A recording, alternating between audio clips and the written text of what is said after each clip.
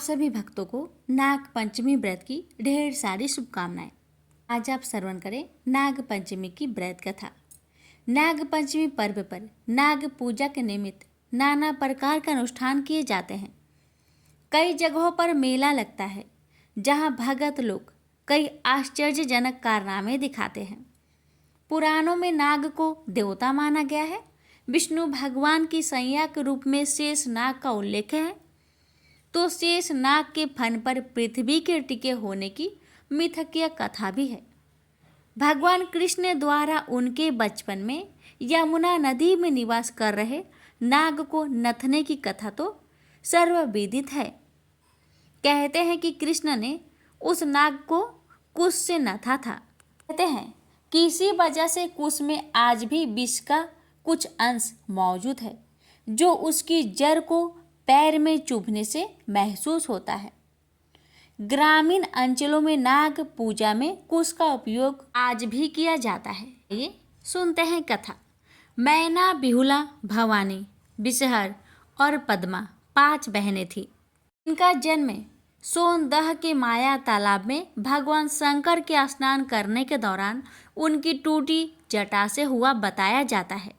ये 5 बहनें मृत्यु लोक में अपनी पूजा कराने की महत्वाकांक्षा पाली हुई थी।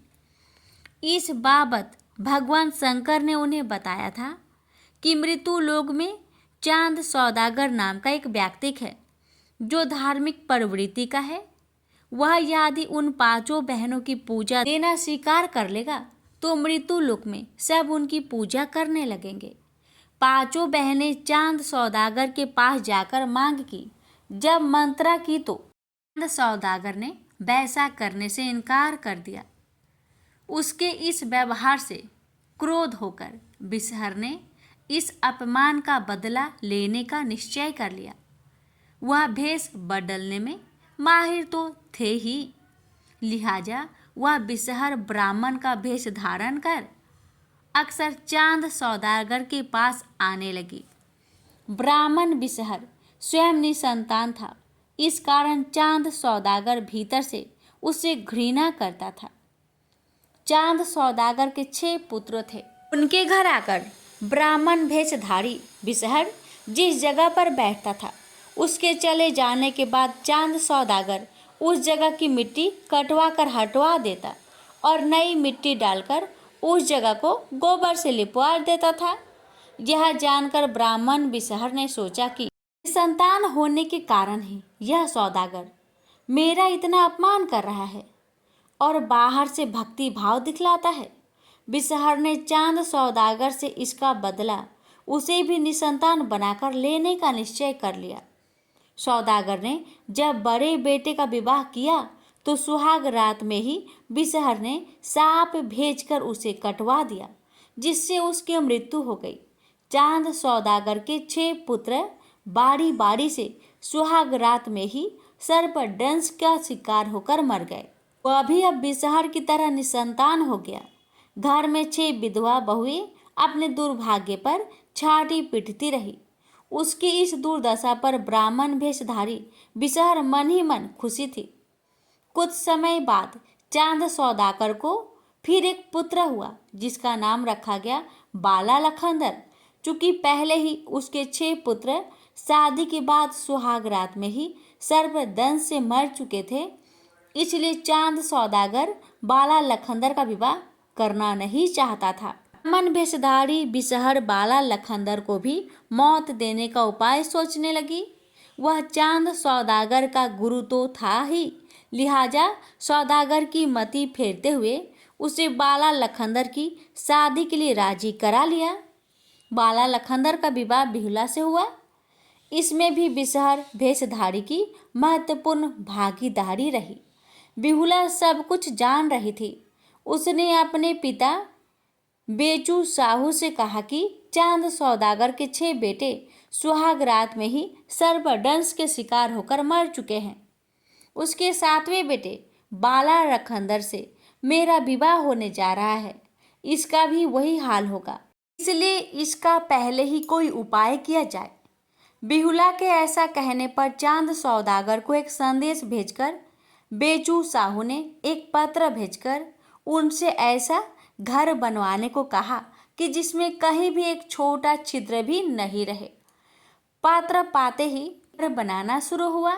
कारीगर को कड़ी दिहायत दे गई कि कहीं भी छिद्र नहीं रहे, अन्यथा कारीगर को पूरे परिवार समेत मौत के घाट उतार दिए जाएंगे।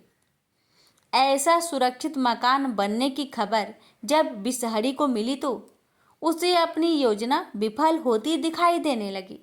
फिर भी उसने हार नहीं मानी। कारीगर को बुलाकर उसे ऐसी छोटी सुराग मकान की दीवार में छोड़ देने पर राजी कर लिया जिसे आसानी से देखा नहीं जा सके।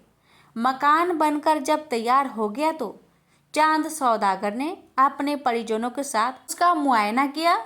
उसे वह छिद्र दिखाई नहीं दिया। वह इस तरह के मकान निर्माण से काफी खुश हुआ। तय समय पर बाला लखनदर का विवाह बेहुला से संपन्न हुआ। वह ससुराल आ गई। बिसहरी भी ब्राह्मण भेष में चांद सौदागर के घर आया और बारीक नजरों से नए बने मकान का निरीक्षण करने लगा। चांद सौदागर इस बात को समझ नहीं पाया। बेहुला जब सुहाग रात के लिए चली तो अपने पिता से एक कुत्ता, एक बिलार, एक नेवला, एक गरुड़, एक घोड़ा और अगर चंदन की लकड़ी मांगकर साथ में लेती आई। अगर चंदन में ऐसा गुण था कि यदि सर्प के काटने से कोई मर जाता तो उसे घिसकर पिला देने से वह जीवित हो जाता। सुहाग रात में बाला लखनदर सती बेहुला गहरी निंद्रा में थी। बिसहरी ने अपने यंत्र के तहत उस मकान में जो छोटा छिद्र करवा दिया था वह उसकी योजना में बड़ा कारगर सिद्ध हुआ। इसी छिद्र से बिसहरी की प्रेरणा पाकर एक पतला सांप कमरे में घुसा और बाला लखनदर को डस लिया। उसने बेहुला को जगाने की कोशिश की मगर गहरी निद्रा में होने के कारण नहीं जाग पाई। कहते हैं कि उसकी यह निद्रा भी बिसहरी की ही करतूत थी। जिस नागिन ने बाला लखनदर को डसा वह बेहुला की ही बहन थी। गुरु बिसहरी ने उसे काफी दबाव देकर और डरा धमकाकर भेजा था। डसने के बाद वह भागी नहीं, पलंग के नीचे स्थिर रहकर वह रोने लगी। बाला लखनदर के प्राण पेखरू उड़ चुके थे। बेहुला नींद में पड़ी रही और उसके द्वारा इस स्वाभाविक विपदा से बचने के लिए अपने मायके से लाई गई वे पांचों चीजें व्यर्थ साबित हुई। जब बेहुला की नींद खोली तो बाला लखनदर को मृत देख वह छाती पीटकर रोने लगी। उसकी यह दशा देख उसके पति को डसने वाली नागिन ने उसे सांत्वना देते हुए कहा कि तुम रो मत, यदि कहोगी तो मैं अभी तुम्हारे पति को जीवित कर दूंगी, लेकिन बिसहरी की दुर्गति नहीं हो पाएगी। बिसहरी के कारण ही तुम्हारे 6 सेठ और पति मरे हैं। तुम्हें इसका बदला लेना है। धीरज रखो। अपने पति की लाश को लेकर शीघ्र इंद्रलोक के लिए प्रस्थान कर जाओ। उधर बाला लखनदर की मृत्यु की खबर सुनते ही चांद सौदागर की हवेली में कोहराम मच गया। पिता चांद साहू और माँ मातेश्वरी समेत 6 विधवा भौजाइयाँ छाती पीट पीट कर रोने लगी। सती बेहुला में इतनी क्षमता थी कि वह अपने पति को तत्क्षण जिंदा कर सकती थी, लेकिन ऐसा करके वह अपने 6 जेठों को जिंदा नहीं कर पाती। लिहाजा अपने पति की लाश के साथ 2 मटकी दही और केला के 4 पौधे लेकर इंद्रलोक के लिए प्रस्थान कर गई। दौरान जिस नागिन ने बाला को डसा था, बेहुला ने उसे भी अपने जूरे में बांध लिया। बिलार को भी साथ में ले लिया। कुत्ता, नेवला और गरुड़ को छोड़ दिया। गंगा किनारे जाकर केला के पौधे का बेरा बनाया। उस पर अपने पति की लाश रख बिलार को बैठाकर अपने गंग तत्व पर निकल गई। लाश पर दही का लेप चढ़ाती रही ताकि लाश खराब ना हो। बीच बीच में बिलार से लाश पर लगी दही चटवाकर लाश को साफ करने के बाद पुनः दही का लेप चढ़ा दिया करती थी। 12 वर्ष की यह यात्रा थी। रास्ते में कई लोग ने उसे विवाह का प्रलोभन भी दिया, लेकिन पतिव्रता बेहुला ने इस प्रलोभनों पर कोई ध्यान नहीं दिया। इधर बिसहर के क्रोध के कारण चांद सौदागर की संपत्ति नष्ट हो गई और पति पत्नी दोनों अंधे हो गए। 12 वर्षों तक बिहुला निर्जला उपवास करती रही। बिहुला की एक मौसी थी, उसका नाम रेघवा था। उसका पता ठिकाना पूछती हुई वह उसके पास गई, सारा हाल कह सुनाया। वह उसकी पति की लाश कुछ समय के लिए रखने के लिए राजी हो गई और बिहुला को अकेले ही इंद्रपुरी जाने की सलाह दी। उसने बिहुला को यह रहस्य भी बताया कि रास्ते में नैतिया नाम की एक धोबिन है जो इंद्रपुरी का कपड़ा धोती है। वह महाराक्षसनी है, वह देखते ही तुम्हें खा सकती है, इसलिए उसके पास जाते ही तुम उससे मौसी का रिश्ता बना लेना, ते तुम्हारा काम बन जाएगा। बिहुला वहाँ से नैतिया धोबिन के पास गई और नैतिया ने बिहुला से कहा कि उसकी तो कोई बहन ही नहीं है, तो वह उसकी बिहुला किध मौसी कैसे हुई। इस पर बिहुला ने नैतिया को जवाब दिया, उसके विवाह के बाद उसकी माँ की पैदाइश हुई थी। जब आप अपनी बहन को नहीं देखी तो वो कैसे पहचानेगी। बिहुला से ऐसा सुनकर नैतिया को विश्वास हो गया वह उसकी बहन की ही बेटी है। वह उसे अपने घर ले गई और भोजन के लिए कहा। बिहुला तो निर्जला व्रत रखी हुई थी, सच्चाई बता देने पर खतरा था, इसलिए उसने भोजन के लिए हाँ कह दिया। वह जब उसे खिलाने ले गई तो पहले हाथ मुंह धोने के लिए एक लोटा पानी दिया और थाली में भोजन रख दिया। बिहुला ने लोटा के पानी को हाथ पैर धोने में ही खर्च कर दिया। इस तरह नैतिया जब तक दोबारे पानी लेने बाहर गई तो बिहुला ने मौका पाकर धरती से प्रार्थना की। धरती फट गई और उसने खाना उसी में डाल दिया।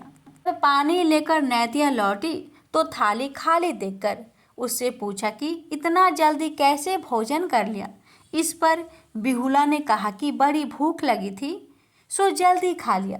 नैतिया बिहुला को घर पर ही छोड़ कपड़ा देने इंद्रपुरी चली गई। घर में दूसरा कोई नहीं था। बिहुला ने एक घर में जाकर देखा तो पाया कि वहाँ उसके पति और 6 जेठ की कटिया में मक्खी की तरह भनभना रहे हैं। देखकर वह नेतिया के कमरे में आकर सो गई। उधर नेतिया ने इंद्रपुरी में बताया कि उसके घर उसकी बहन की एक छोटी बेटी आई हुई है, इसी कारण यहाँ आने में देर हुई। यह कपड़ा भी उसी ने ही तहाया है। इंद्र के आदेश पर नेतिया घर लौटी और बिहुला को बुलाकर इंद्रपुरी ले गई। इंद्र ने नेतिया से कहा कि वह बिहुला को यहीं छोड़कर जाए और कल आकर इसे ले जाए। नेतिया वापस घर लौट गई। बिहुला ने सारी आप बीती देवराज इंद्र को सुना दिया।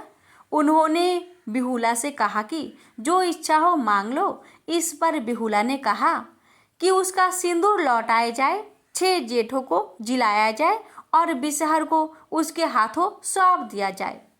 तब इंद्र ने पूछा कि बिसहर को लेकर वह क्या करेगी। इस पर उसने कहा कि बिसहर को उसको जो करना होगा वही करेगी। बिसहर उसे नहीं दिया जाएगा तो वह कुछ नहीं लेगी। इंद्र के मृत्यु लोक से बिसहर को तुरंत इंद्रलोक लाने का आदेश दिया। बिसहर इंद्रलोक लाया गया। यहाँ आने पर जब उसने बिहुला को देखा तो उसके होश उड़ गए। बिहुला ने बिसहर के सामने ही इंद्र को उसके तमाम कारनामों से अवगत करा दिया। बिसहर ने बिहुला द्वारा अपने ऊपर लगाए गए आरोप का प्रमाण देने को कहा। बिहुला ने इसके लिए कुछ समय की मांग की। वह रेघवा के घर जाकर अपने पति की लाश ले आई और साक्षी के रूप में उसने जूड़े में बंधे नागिन को खोल दिया। उस नागिन ने कहा कि वह 12 वर्ष से निर्जला है, बोलने की शक्ति उसमें नहीं है, कुछ खाने के बाद ही सारा हाल बता सकूंगी। इसके बाद बाला लखनदर की लाश के साथ बिहुला को सुलाया गया। जैसे जैसे नागिन ने उसे डसा था सब प्रत्यक्ष उसने दिखा दिया। बिहुला ने इंद्र से कहा कि बिसहर उसके 6 जेठ को मारकर नेतिया के यहाँ रखे हुए हैं, वहाँ से उन्हें मंगाया जाए। कुछ लोगों के साथ बिसहर को नेतिया के घर भेजकर बिहुला के सभी जेठ एवं पति को लाया गया। इंद्र महाराज ने उन्हें फिर से जीवित कर दिया। बिहुला इंद्र की आज्ञा लेकर पति और 6 जेठ के साथ अपने घर की ओर वापस चली। सारा सामान बिसहर के सिर पर लादकर उसके गले में डोरी बांध ले चली। रास्ते में बिसहर की काफी दुर्गति हुई। पति की लाश के साथ इंद्रलोक आने के क्रम में जिन लोगों ने उसे प्रलोभन दिया था, सबों को बारी बारी से मुंह से फूंक फूंक कर जला दिया। अंत में वह अपने नगर में आई और अपने पतिव्रत्य धर्म के बल पर सारी नष्ट हुई संपदा को वापस ले आई। सास ससुर को जब स्नान कराया तो उनका अंधापन दूर हो गया। सास और ससुर को उनका सातों बेटा सामने खड़ा कर दिया। इसके बाद डोरी में बंधे बिसहरी को खिलाते हुए कहा, आपके गुरु महाराज है, लीजिए दर्शन कर लीजिए। इतना कहकर गड्ढा खुदवाकर बिसहर को उसमें दफन कर दिया गया। कुछ वर्षों तक राज करने के बाद बाला लखेंद्र और बिहुला इंद्र आसन प्रस्थान किए और चांद सौदागर के सभी 6 पुत्र एवं पुत्र वधू आनंदपूर्वक जीवन बिताने लगे। आज भी सती बिहुला का नाम आदर के साथ लिया जाता है।